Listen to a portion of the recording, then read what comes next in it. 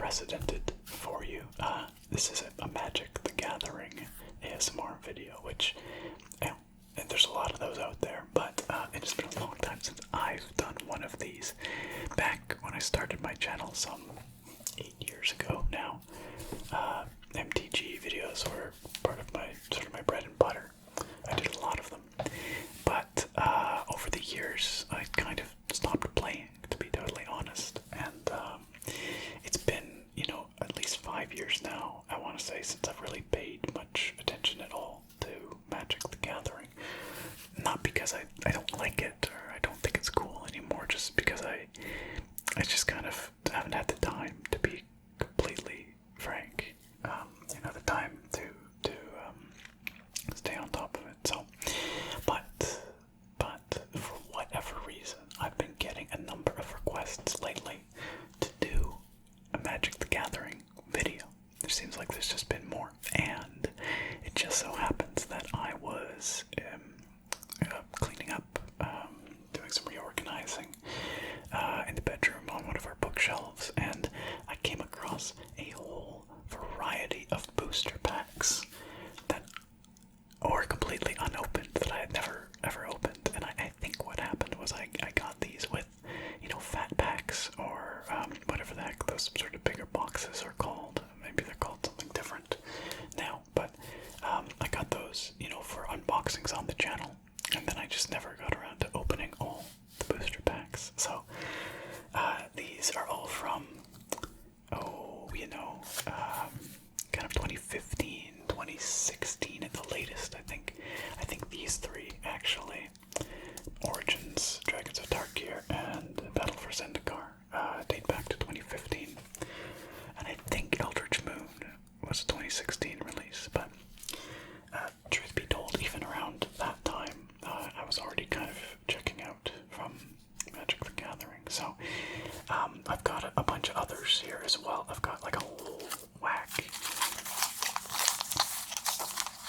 of Battle for Zendikar packs, and I've got more Tarkir here as well, a couple, and a bunch more Origins.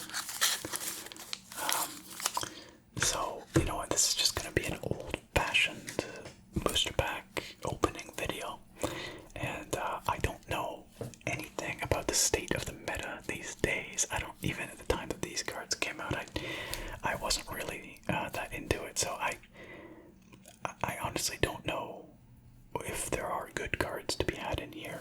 Maybe I'll get some rare pulls.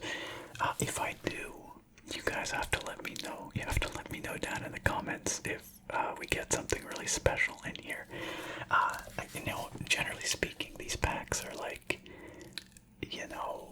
all priced at about $4 to $6 even today, so it's not like there's anything exceptionally rare that we're gonna pull, I don't think. But we'll just see. We'll see what kind of luck we have here. And also, if you would like to see more Magic the Gathering material, if you do enjoy this video, please let me know. Because the only way I know what you want is when you tell me. So, there is a new set coming out soon, Kaldheim, I believe it's called. It's a Norse-inspired set, sort of a Viking-inspired set. And quite frankly, that sounds really cool to me. So if you guys would like to see more MTG ASMR material back on the channel again, let me know, and I will happily pick up some kind of pack. I don't know if they still call them bad packs, but it's a bunch of boosters and whatever for us to take a look at here on the channel. Okay, I'll stop talking. I'll keep talking, but let's get to opening some stuff here. We're probably not going to get through all these boosters I showed you. There's quite a few here, and I do like to take my time with these things. Just appreciate the art, do it nice and slow. Smell the roses as we go. But we'll at least get through some of them. So why don't we start with this one right here? Battle for Zendikar. Because we have the most of these, so we might as well get started on them. I seem to remember that Zendikar was like Dragons themed. It's been so long. Honestly, I don't even remember, storylines or that much about the settings, but anyway, we'll open it up and see.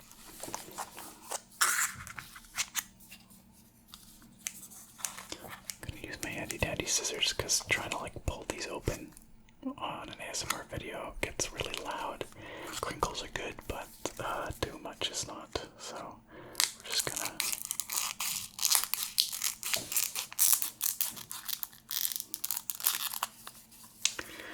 just gonna do that. And let's see what we got.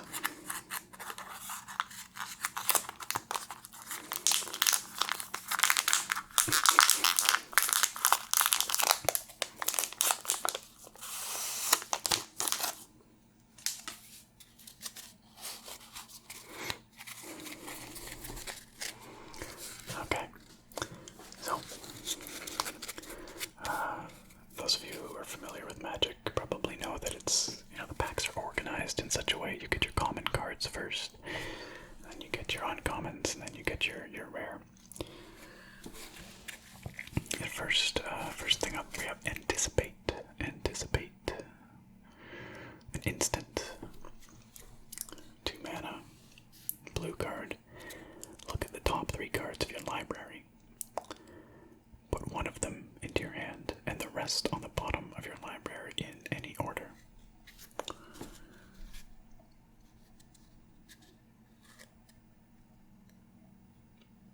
Some neat artwork. Like a magic caster person with a staff and some bubbles. I don't know. Divining the future is easy when you hold the power to sway it. Indeed. Sludge Crawler. A creepy black creature, a 1/1 for 1 swamp. It is devoid. This card has no color. Oh, okay, so it takes a swamp, but it technically has no color. And ingest. Whenever this creature deals combat damage to a player, that player exiles the top card of his or her library. So it's kind of a milling kind of thing, I guess. And for 2 colorless mana, a Sludge Crawler gets this Sludge Crawler gets +1/+1 until end of turn. Again, I'm not really qualified anymore to comment on whether that's good or not. I have no idea if that is good or not these days, but it seems like it's got some good utility and it's not very expensive, so very creepy picture.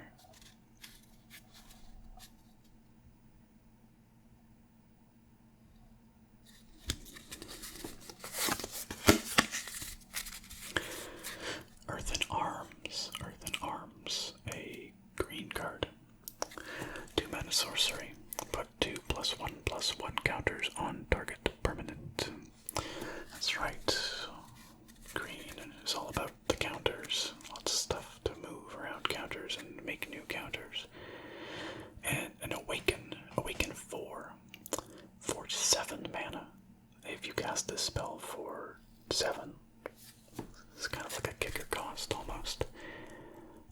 Also put 4 +1/+1 counters on target land you control, and it becomes a 0/0 elemental creature with haste, and it's still a land. Okay, that's pretty cool. This is themed around the literal land, getting up and fighting stuff. I've always liked that theme, actually, the land elemental type theme in Magic. Very expensive, to do that, but it's a neat effect. Incubator Drone is devoid. Once again, no color, although it takes blue mana to cast. When Incubator Drone enters the battlefield, put a 1/1 colorless Eldrazi Scion creature token on the battlefield. It has sacrificed this creature, add 1 to your mana pool. And that seems like a pretty decent thing, although it's a little expensive, I guess, at 4 mana. Seems that way for a 2/3.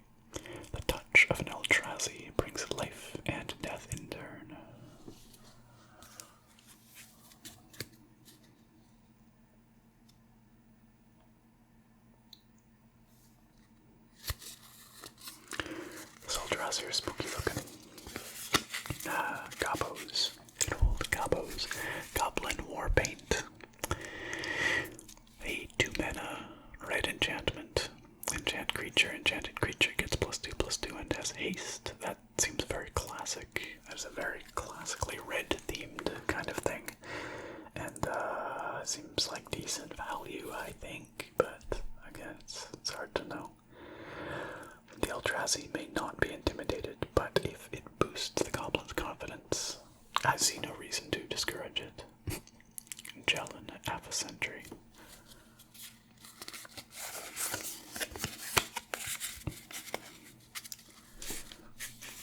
Tandem Tactics. 2-mana white instant. Up to 2 target creatures each get +1/+2 until end of turn, and you gain 2 life. In times of infestation and war, Zendikar favors the blades that strike in unison.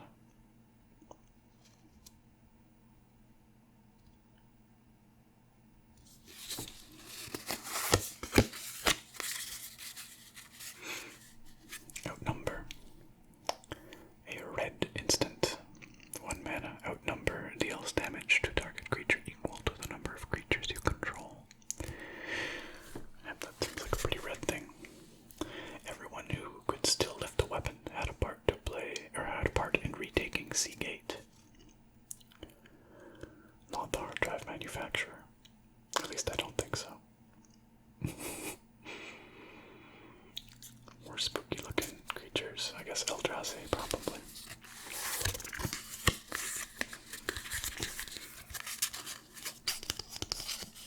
The Kite Sail Scout. A 1-mana white creature, a 1/1 with flying. So it's just a basic white 1-mana flyer.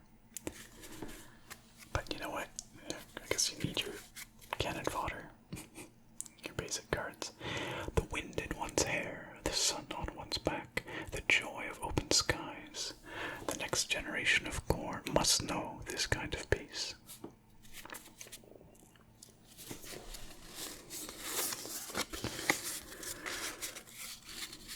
Gosh, I forgot how long it takes to go through one of these packs at this rate. We'll get through like 5 maybe. Yeah, whatever. Again, it's all about enjoying the journey.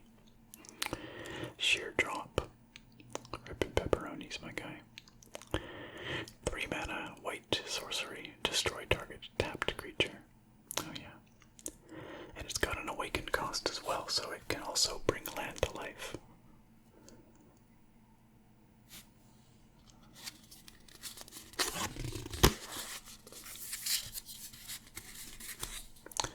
This is pretty cool looking. I like the art on this one. The Hedron Blade. It's a 1-mana artifact. An equipped creature gets +1/+1. And whenever an equipped creature becomes blocked by 1 or more colorless creatures, it gains Death Touch until end of turn. Okay, interesting. That's particularly useful in this set, I suppose, because, there's lots of those colorless, devoid creatures. And Death Touch, yeah, it just means that any amount of damage it deals to a creature is enough to destroy it. It's pretty cool. And an equip cost of 2. Okay, finally we're into the uncommons. We've got a multicolor card here. It is a red and white creature. A human soldier ally, the Resolute Blade Master. That's very expensive for a 2/2, so we better do something darn good. Let's find out. He has Rally. Whenever Resolute Blade Master or another ally enters the battlefield under your control, creatures you control gain double strike until end of turn. Okay. Yeah, that's potentially quite powerful. I seem to recall that way back in the day, ally decks were quite powerful. So it looks like they brought back that archetype in this set. Great steel is born in the hottest forges. Great soldiers are born in war. Always love the pithy quotes that they put on these cards. They do a pretty good job of coming up with just, things that sound very profound. You you'd think after all these years they might struggle to come up with new stuff, but I guess not. Turn Against. It's another devoid card, but it costs red mana to cast. 5 mana. Gain control of target creature until end of turn. Untap that creature. It gains haste until end of turn. Yeah. Okay, so that's pretty flavorful. I feel like we've seen cards like this before over the years, Flavor text. No, don't now. It's me. Yeah, so it's a classic, sending a creature against their master. Or another creature.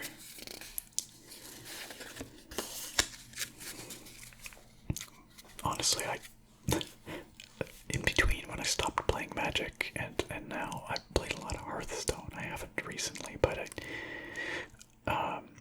I forgot for a second there that in Magic you just declare your attackers and then they declare their blockers, but you can't specifically attack face. You have to just throw your attackers out there and then they get to block as they will, so you don't pick your targets as the attacker.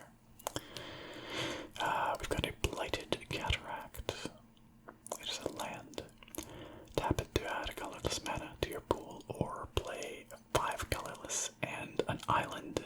Tap it and sacrifice the Blighted Cataract to draw 2 cards.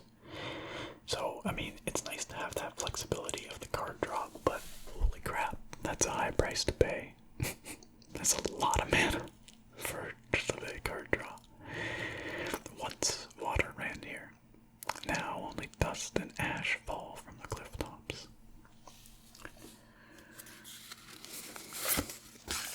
And our rare card for this pack is the Radiant Flames. It is a sorcery. 3 mana red sorcery with Converge. Radiant Flames deals X damage to each creature, where X is the number of colors of mana spent to cast Radiant Flames. So that could be up to 3, I suppose. Interesting. That doesn't seem that good. 3 mana to each, or 3 damage to each creature, but that includes your own, right? So the fires of Zendikar are always hungry, and there's much on which they can feed. Yeah, I don't know. I'm sure there's a reason why that's good, but maybe you can somehow spend more colors of mana than I think you can on it. And then Forest. The land cards and the land art have always been one of my favorite parts of Magic, and I really love that they went with, full card land art in these sets, and presumably newer sets as well.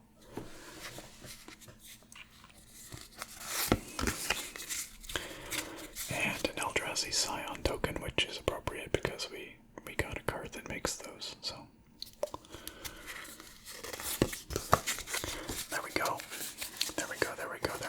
That is 1 pack done. Out of, I don't know, like 20 that we have here. That's okay. I'll set that aside for now. Of these starting packs, what should we do next? How about Magic Origins? How about that?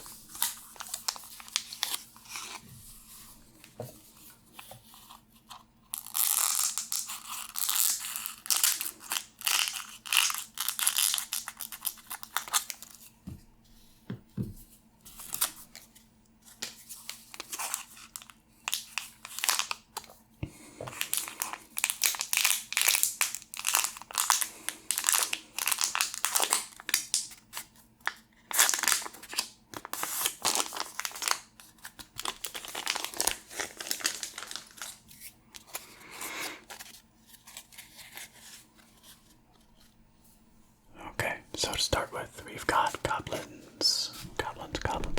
We've got the Subterranean Scout.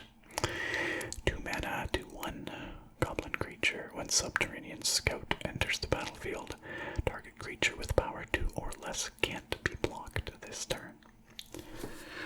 Sure, so you can get your little combos in there to infiltrate. When things get ugly above ground, goblins resort to alternative routes of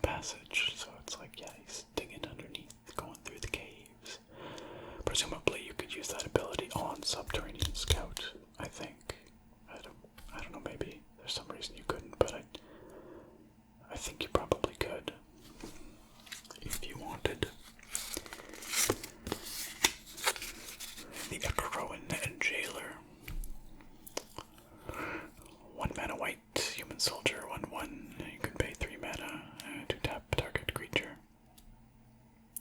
He ensures escape attempts are just that. Attempts.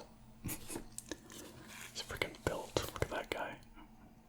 I think he keeps trying to focus on these down here because they've got words on them. He thinks that the words are important. Guy's jacked. Alright. Dark Dabbling. Oh my, we have a very dark looking seductress kind of character. Sorceress, perhaps. 3 mana, black card.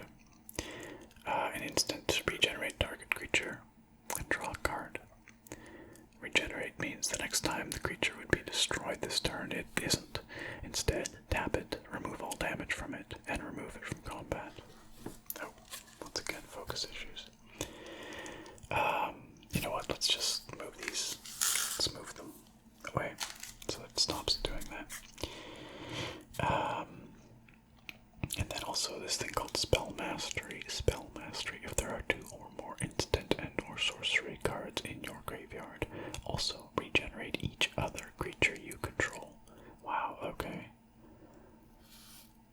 That actually doesn't sound bad at all.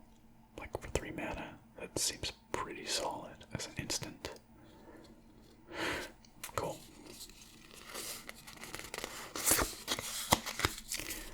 The Vastwood Gorger. I'm pretty sure. So I think Magic Origins has. I could be wrong, but I think Origins has a bunch of older cards in it. I don't know. The Vastwood Gorger sounds very familiar to me. This could be reused from an older set. It's a worm. I've always liked worms in Magic. I like big green stompy things. They're not the most effective, really, but there's something flavorful about big green stompy things. Beasts and worms and things like that. 6 mana, green creature. It's a 5/6. That's it. Just a big stupid worm. A long and difficult incision revealed that all vital organs are housed in the head, save for a long chain of stomachs, 40 in all, leading from its throat to the end of the tail. Mulak Far, Vastwood Biodiversity. That's fun.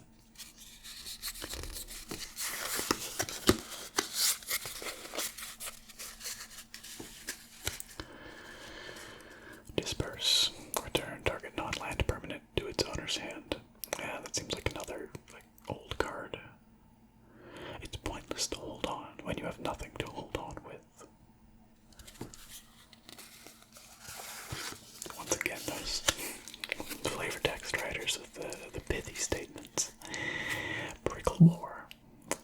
We got that's a boar type creature, that makes sense. 5 mana for a 3/3. As long as it's your turn. Prickle Boar gets +2/+0 and has first strike. Cool. Canyons in the Foberos Badlands are essentially gates to the underworld. Merinthes, a Crowan captain.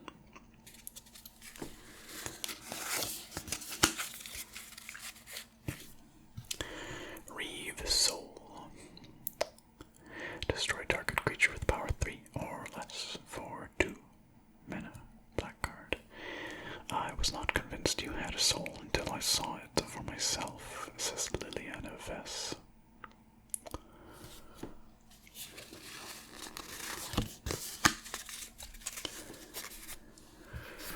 A Fairy Miscreant. A fairy rogue creature, 1 blue mana for a 1/1 fairy with flying.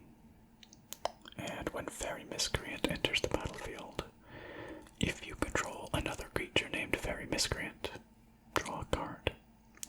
1 fairy distracts the judge while 2nd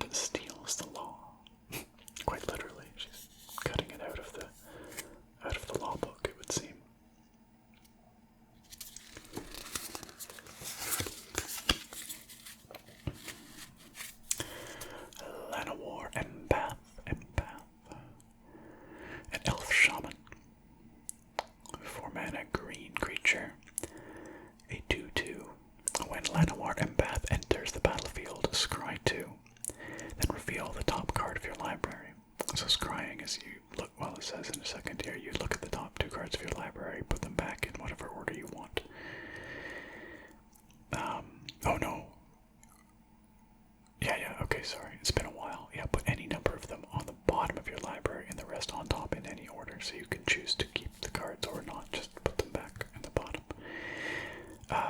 Yeah, when it enters the battlefield, scry 2, then reveal the top card of your library. If it's a creature card, put it into your hand. So, presumably it probably will be if there was a creature in those two cards and you want it, you can get it, essentially. He's got wolf friends. Wolf friends.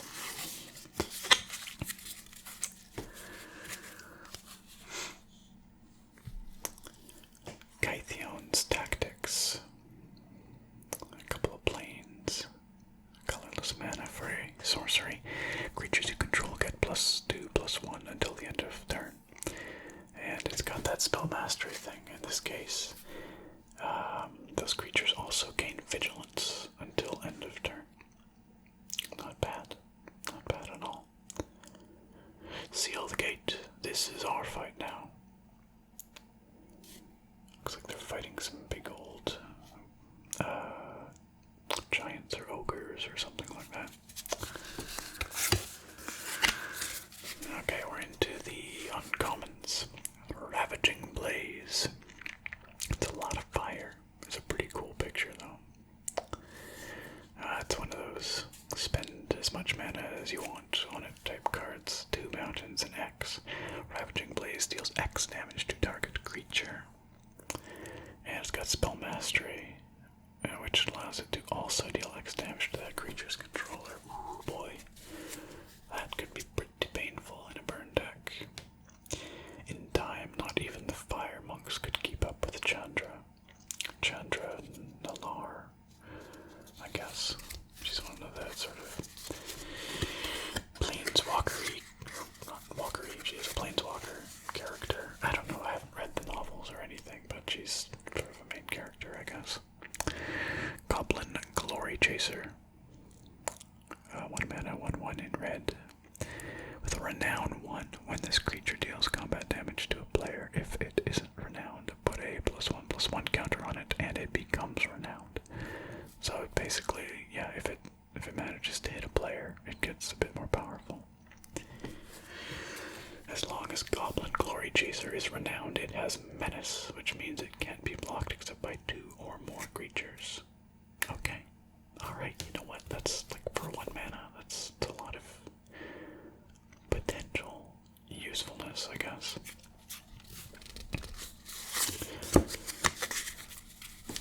Sentinel of the Eternal Watch. Ooh, expensive. 5 colorless and a plains for a giant soldier. With vigilance, and at the beginning of combat, on each opponent's turn, tap target creature that player controls. The portcullis is superfluous. It's a 4/6. It's expensive, but you know what? It's not bad. Well, I don't think it's bad. Maybe it's bad by modern standards. I don't know. I like the art because you can see this little human soldier or some kind of soldier there that just gives the scale. And the birds as well, actually. Classic trick for adding scale. Instant scale, just add birds.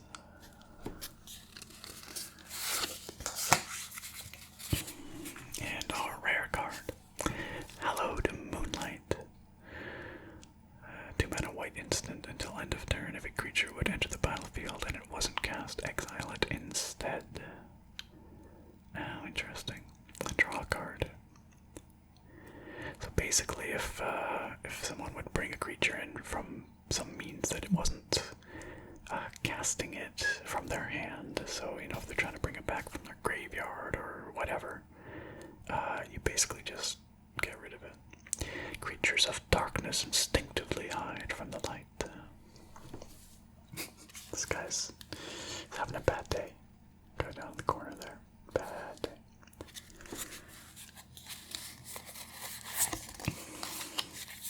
Hey, pretty plains. These plains look kind of like Tuscany to me. It's like the cypress trees. I drove through Tuscany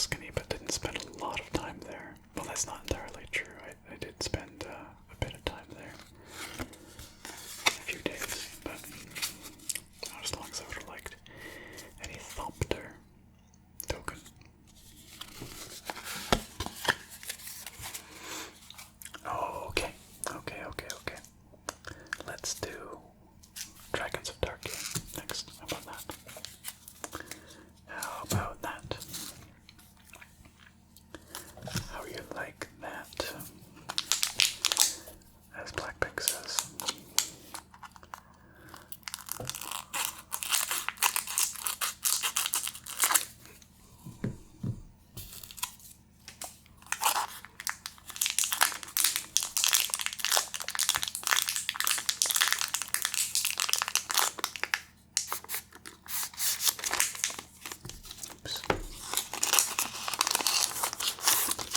Left card.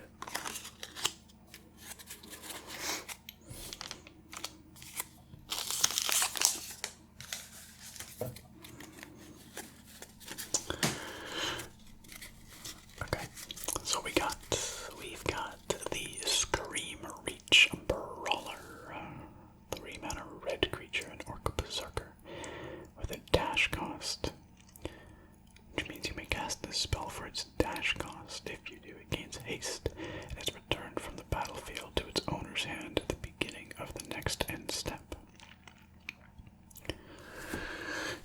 There was another mechanic, an awful lot like that. Flash, maybe. I kind of forget, to be totally honest, but I think it was Flash. You could play a card for its flash cost, and then it basically just disappeared at the end of, I think you exile it at the end of the turn. So it's like that, but less punishing, I guess. My Dragon Lord's lightning will dance upon your bones. That's pretty intense.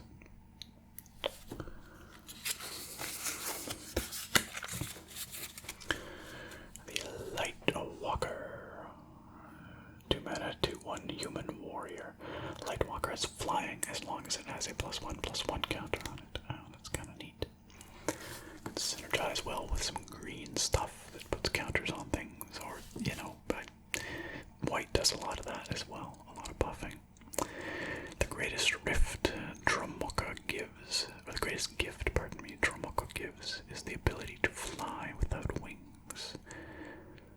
Erdnan Dromoka Warrior. This whole set, the Tarkir, this block, I guess it was at the time. They don't even do blocks anymore, but the whole block was themed around like Mongolian-inspired warrior clans. There's a bunch of different clans, and then they worship different dragons. It was pretty cool, the theming.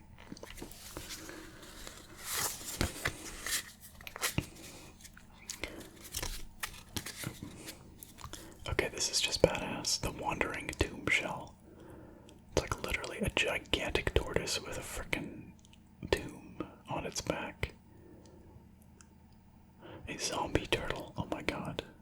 It's 4 mana, 1/6. So it's not very good, but that art is something else.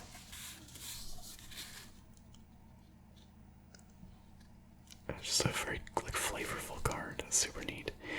The crumbling temples on the tortoise's back are monuments to the decadence of the ancient Sultai, though it harkens back to the era of the Khans.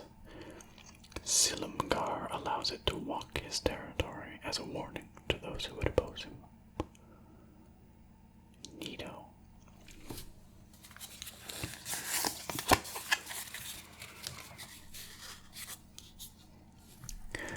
Volcanic Rush, a 5 mana red instant.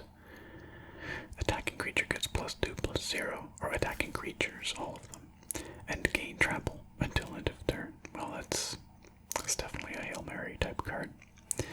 The bravest warriors take the shortest path to victory, whatever that path may be, says a Sakta, a Tarka hunter. Yeah, that's when you're going in for that kill shot. Just trample all over him. Honestly, flavor-wise, this strikes me as a bit more of a green card. Like buffing power and giving trample. I don't know. I guess as an instant, though, it's more reddish. I've never really known super well the identities of each color. I just kind of, picked it up over years of playing the game, but again, not recently. Palace Familiar.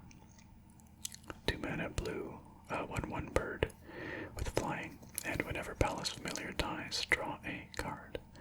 The most profound secrets lie in the darkest places of the world. It can be prudent to make use of another set of eyes. It says CDC, Silumgar Vizier. I like owls a lot, and this is a very cool looking owl. So, I like this card.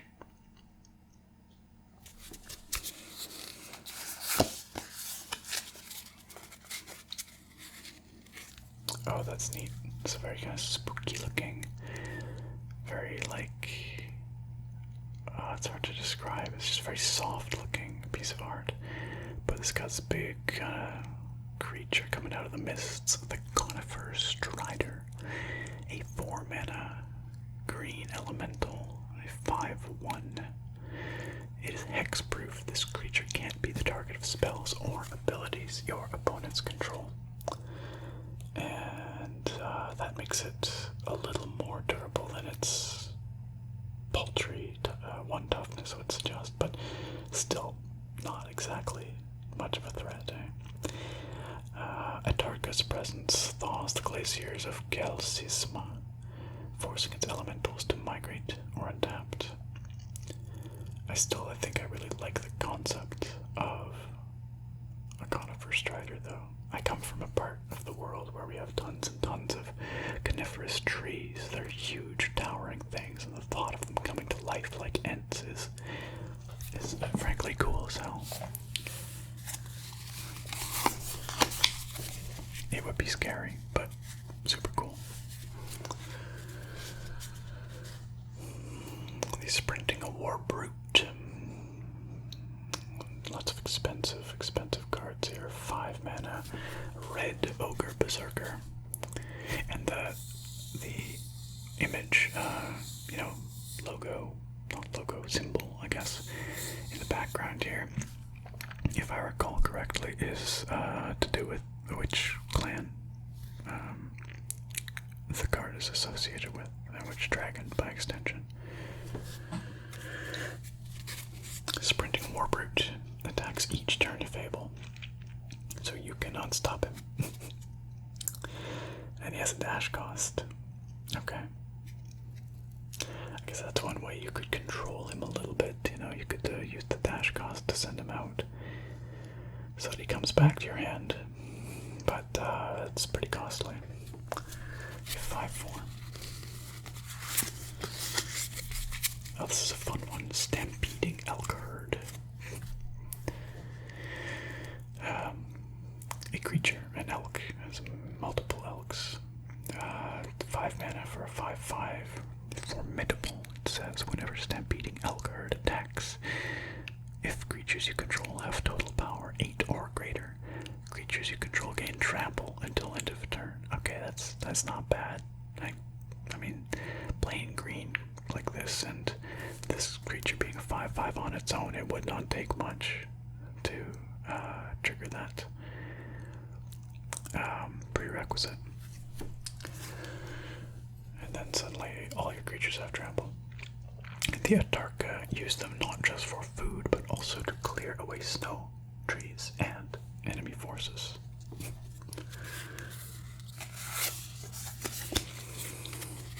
The Custodian of the Trove. This is a cool looking artifact creature, a big old golem. 3 mana, 2/5 with Defender, which means it cannot attack. Okay.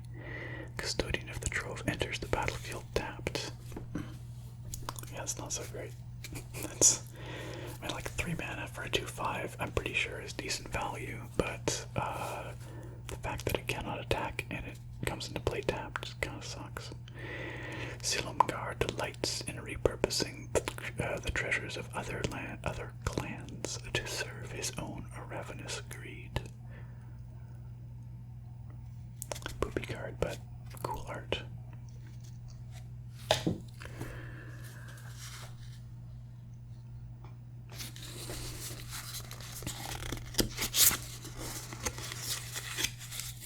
I feel like we've been looking at commons forever. I'm ready for uncommons. The Vulture's Aven.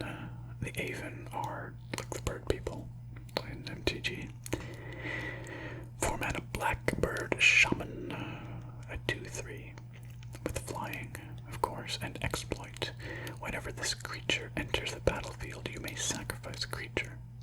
When Vulturous even exploits a creature, you draw 2 cards, and you lose 2 life.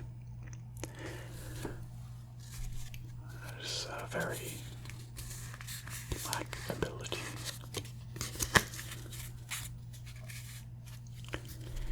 The Herd Chaser Dragon. I like dragons. Dragons are cool, and of course we would get some in the Dragons of Tarkir set. Big, expensive dragon, 6 mana. For a 3/3, it better be good. Flying, okay, trample, alright, and Megamorph. You may cast this card face down as a 2/2 creature for 3 mana. Oh yeah, the classic morph.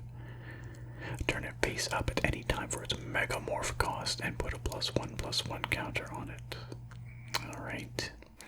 When Herd Chaser Dragon is turned face up, put a +1/+1 counter on each other dragon creature you control. Okay, so there's some very strong tribal synergy there, but, you know, it's, oh gosh, it's expensive to do that. You're basically paying 3 colorless mana, and then an additional 5 colorless and 2 forests for the privilege of doing that, so, yikes. Yeah, I don't know if that's worth it. Encase in Ice. 2 mana, blue enchantment with flash, so you can cast it as if it were an instant.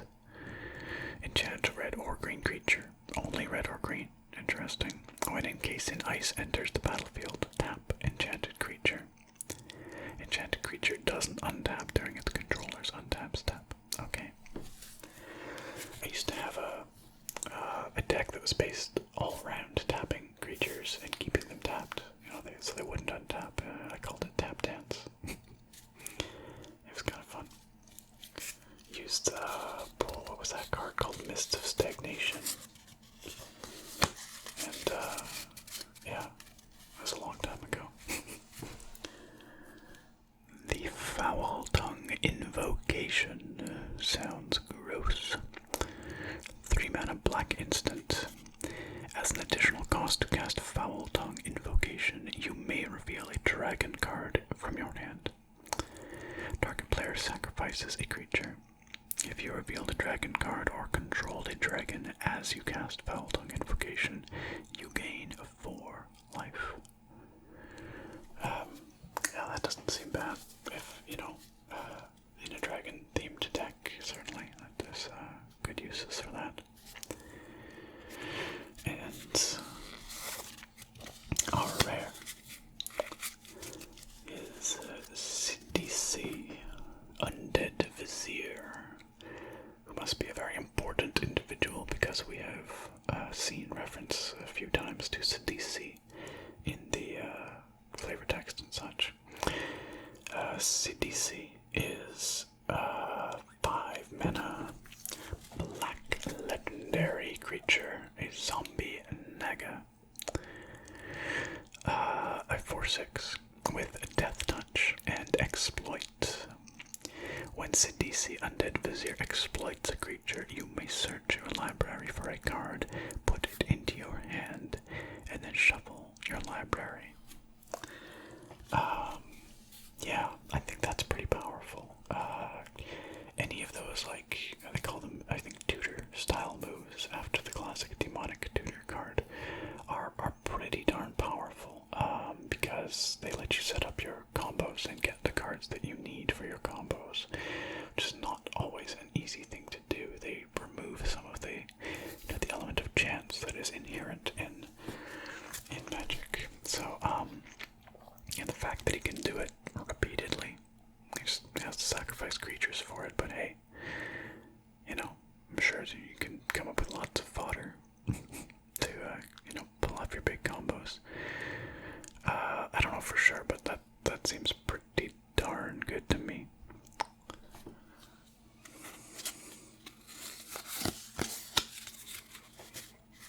We've got a plains. This is kind of pretty looking upside down pyramid thing, which actually reminds me a lot of in Guild Wars, the original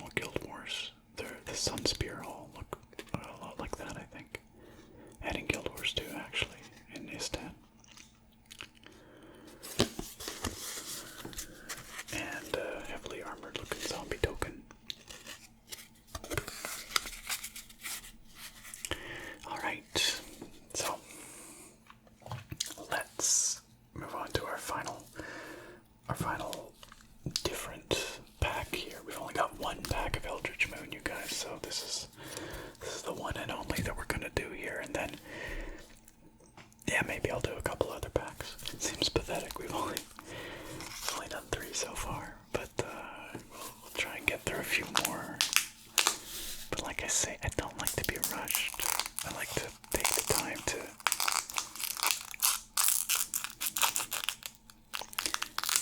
read each card and really, appreciate the art and that sort of thing. So it's just how I roll around here. If you want like fast booster pack openings, there's 1,000,001 channels for that. So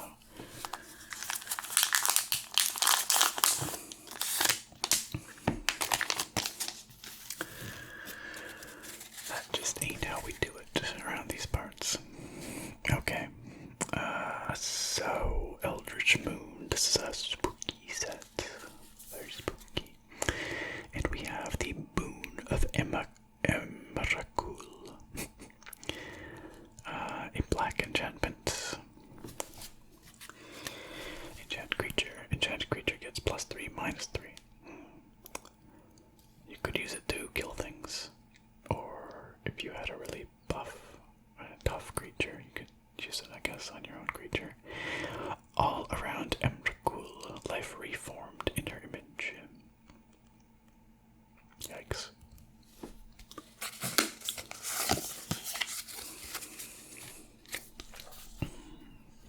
The Tattered Haunter.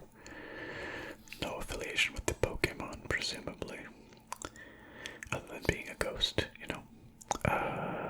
2 mana, blue, spirit creature. 2 power, 1 toughness with flying, and Tattered Haunter can block only creatures with flying. When the Nebelgast recedes, there are often stragglers. I don't even know what a Nebelgast is, but it sounds spooky. Spooky, spooky, spooky. A cultist's staff. Equipped creature gets +2/+2. It's just a basic piece of equipment with an equip cost of 3. It seems kind of pricey, but a head of the staff doubles as a brand to anoint the newly inducted, because of course it does. The cultist staff, of course it does.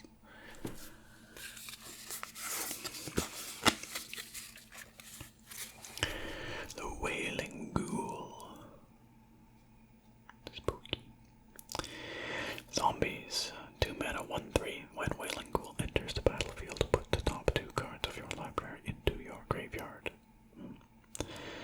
Sounds like it would be a bad thing on the face of it, because, why would you want to put your own cards in the graveyard? But of course, Black has a whole bunch of different ways of pulling cards out of your graveyard for cheap. So, not so bad after all.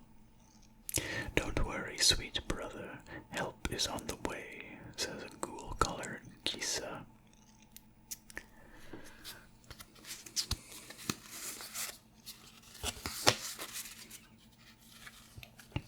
Grapple with the past. Oh my gosh, what is happening in this picture? There's a lot of tentacles, and then it's a teddy bear, maybe. Really not sure, but anyway. 2 mana, green instant to put the top 3 cards of your library into your graveyard. Then you may return a creature or land card from your graveyard to your hand. Huh. Alright. Yeah, I could see some uses for that, I guess. Emrakul does not grant wishes. Desires simply align to her will. This Emrakul sounds like a bit of a nasty lady. A weirded vampire. Oh, that's spooky. She's got creepy arms coming out of her back. I don't like that at all. No, not one bit. A 4 mana vampire horror. That sounds about right. A 3/3 with madness. If you discard this card, discard it into exile. When you do, cast it for its madness cost or put it into your graveyard. Right, so when there is an opportunity to discard a card, which black has many, you can basically play it for cheaper at that time, which is kind of cool. Emrakul makes apparent those whom she has favored. Yeah, I think if that's how she favors them, that's gonna be a no from me, dog. Yeah, I think we'll pass. Runo Stormkirk, pardon me. It's a strange idea of how to favor people. The Terrarian. Oh, I like this.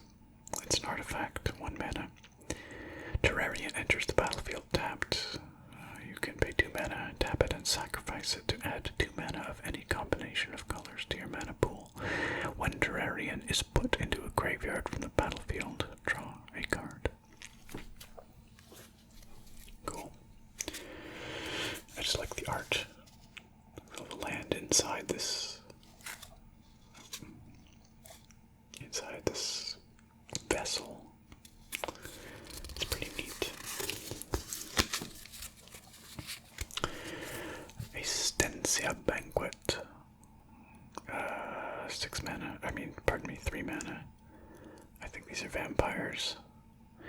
Sorcery. Stensia Banquet deals damage to target opponent equal to the number of vampires you control. Draw a card. Probably good in a vampire deck. We can't win a war on an empty stomach, can we? This is Olivia Volderin. A very drained looking man on the table amongst a bunch of vampires.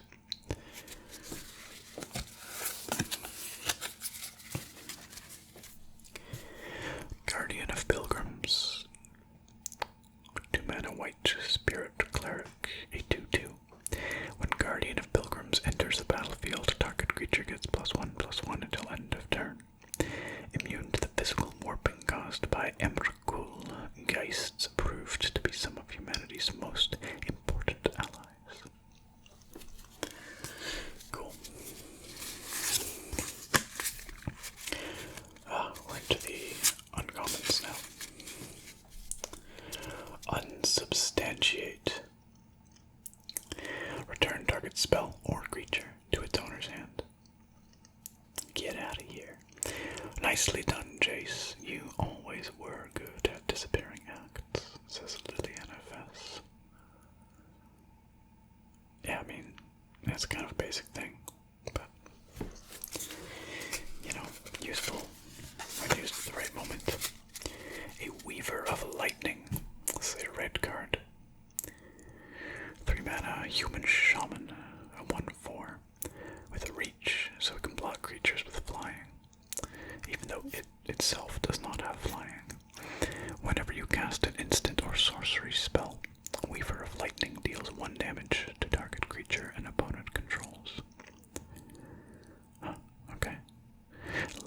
Lightning in a bottle, that's not where I need it. It's kind of fun. It's flavorful.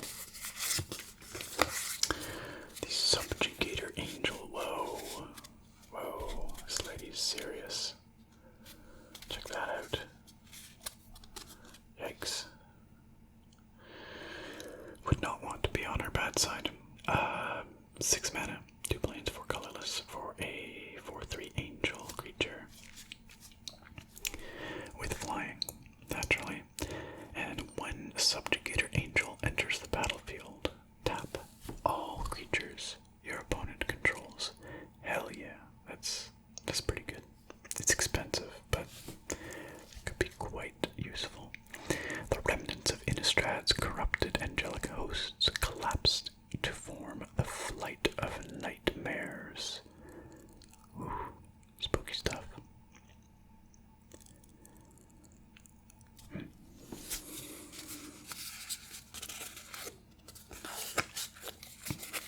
And our rare is a blue instant called Summary Dismissal.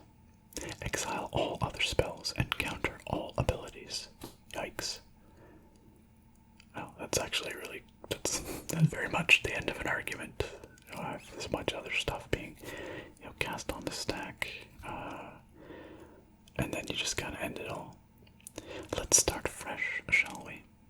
Yeah, that seems appropriate.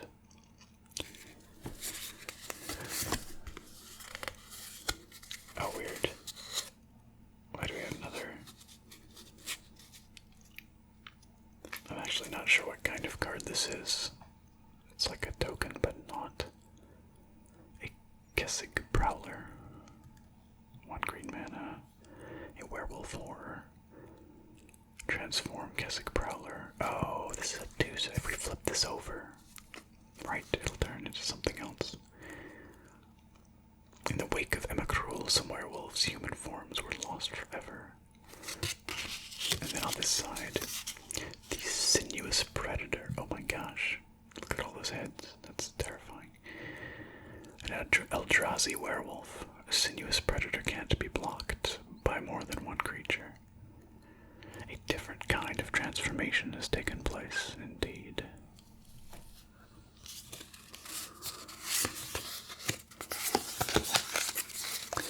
And basic mountain. And just a basic human token. Okay. So we've gone through our initial 4 packs that I had laid out here, which was my goal. But we should probably do another 1 or 2, right? I hope you guys are enjoying this. Let's do another Battle for Zendikar. Let's do that.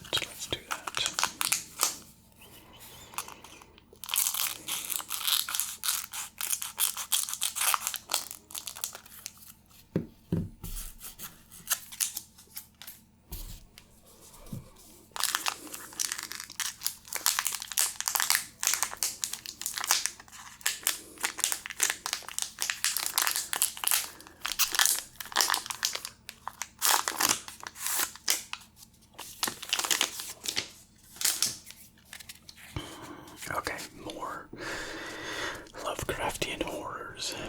The Mind Raker. 4 mana Eldrazi processor. Please no. With Devoid. When Mind Raker enters the battlefield, you may put a card an opponent owns from exile into that player's graveyard. If you do, each opponent discards a card. It consumes any dreams of victory.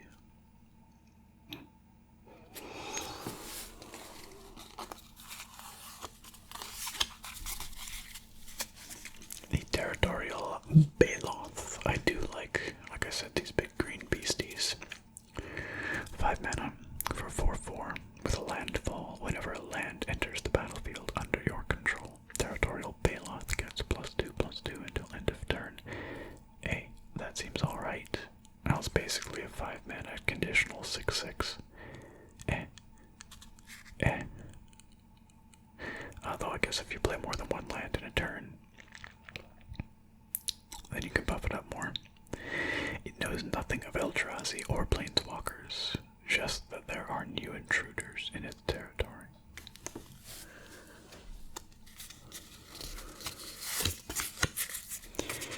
Fortified Rampart. Yeah, just a basic wall. 2 mana for a 0/6 with Defender. The refugees' defenses allow new recruits to see lesser Eldrazi up close, stealing their stomachs for what is to come. Yikes.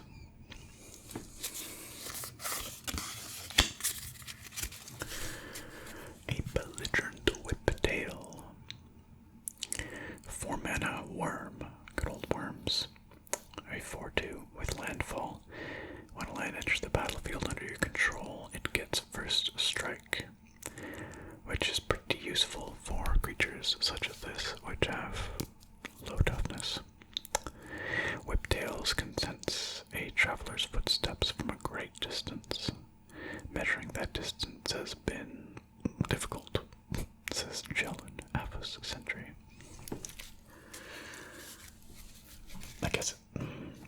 I've been calling this power and toughness. Are those magic terms? Or are those Hearthstone terms? I think in Hearthstone it's attack and defense. It's power and toughness in magic. It's been so long. Scour from existence. Woo. 7 mana. Colorless instant. Exile. Target permanent. That is expensive, but effective. Just get the hell out of here. Our people and our very lands disappear as if they never were. We no longer fight for glory or honor. We battle now for the right to exist. Says General Tazri, Allied Commander. That sounds pretty dire.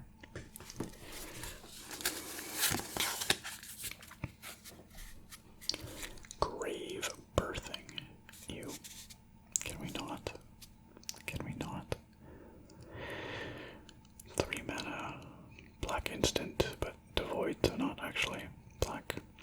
Target opponent exiles a card from his or her graveyard. You put a 1/1 colorless Eldrazi Scion creature token onto the battlefield. It has sacrifice this creature, add 1 to your mana pool, which all Eldrazi Scions do. That's kind of their thing, I think. Draw a card.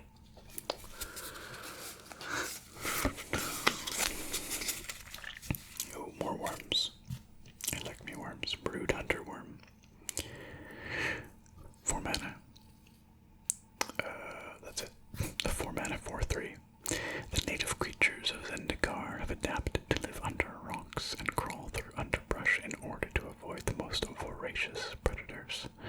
The Eldrazi have yet to make such adjustments. So I guess this worm eats Eldrazi. Spell Shrivel. 3 mana instant, but no color. Costs blue mana to cast though. Counter target spell, unless its controller pays 4 colorless mana. If that spell is countered this way, exile it instead of putting it into its owner's graveyard. Seems decent. Complete disregard. 3 mana, another devoid card. Exile target creature with power 3 or less. It's basically like, you get out of here, GTFO. We returned to the field and found poor Len, every detail of his final moment perfectly cast in that awful dust. Says Javid Nezrin, Outrider Captain. Yikes. Yikes, yikes, yikes. Okay, we're into our uncommons. The Herald of Kozilek. That's a spooky looking thingy. Multicolor card, but devoid, actually. Colorless spells you cast cost 1 less to cast. That's pretty good. That's pretty good in a card or in a deck made of these devoid creatures. That would be pretty good. Because presumably they all count as colorless, right? Some Eldrazi, their purpose is obvious. Suck the life out of the land, birth new Eldrazi. Others aren't so obvious, and those are the ones that make me really nervous, says Shadir the Navigator. That's fair. That sounds like a fair assessment. Oh, a Thopter. A flying machine. Artifact creature, 3 colorless mana. For a 1/1 with flying, when Pilgrim's Eye enters the battlefield, you may search your library for a basic land card, reveal it, put it into your hand, and shuffle your library. Each time it's sent to find a safe haven, it takes longer to return. I like this design though. It's like a flying machine with like a dream catcher for a sort of a body, and then like a magical core. That's a cool design.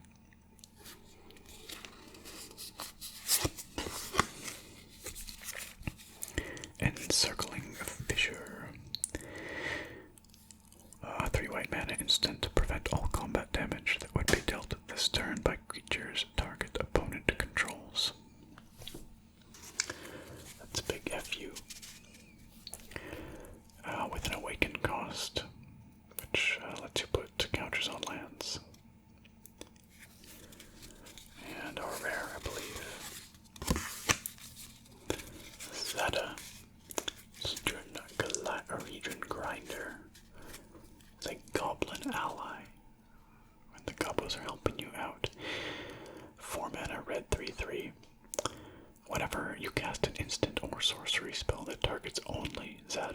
Legion Grinder. Copy that spell for each other creature you control that the spell could target. Each copy targets a different one of those creatures. So basically, you cast a thing on this, all your other creatures get it, if they're eligible. Good value, potentially. Quite possibly very good. A Hedron holds magic for 1,000 years, or less, if need be.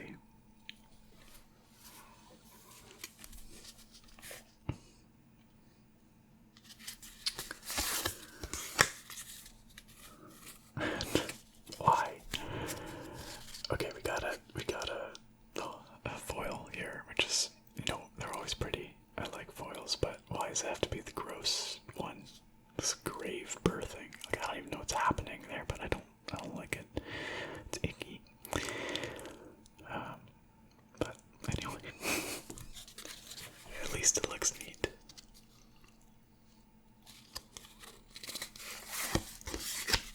And a pretty fancy mountain. Again, the land cards are super cool. Always have been. And an emblem. I'm not sure what mechanic this is part of, but whenever a player draws a card, you lose 2 life. I guess there's some mechanic that summons emblems in this set. Okay, my friends, I think we'd better call it there, or else this is going to be a very, very long video indeed. But I hope that you enjoyed this. I really, really do hope you enjoyed it. It was fun for me, a bit of a throwback, kind of nostalgic, going back to these magic cards and, just looking at them. It reminds me that I really do enjoy MTG, and I have a lot of good memories of playing it, so I doubt I'm going to be getting back into it anytime soon, but at least not playing it. But if you guys would like to see more Magic Card ASMR videos, please let me know down in the comments. That's where you can tell me if you want more of this, and if you'd like to see some call time cards when that comes out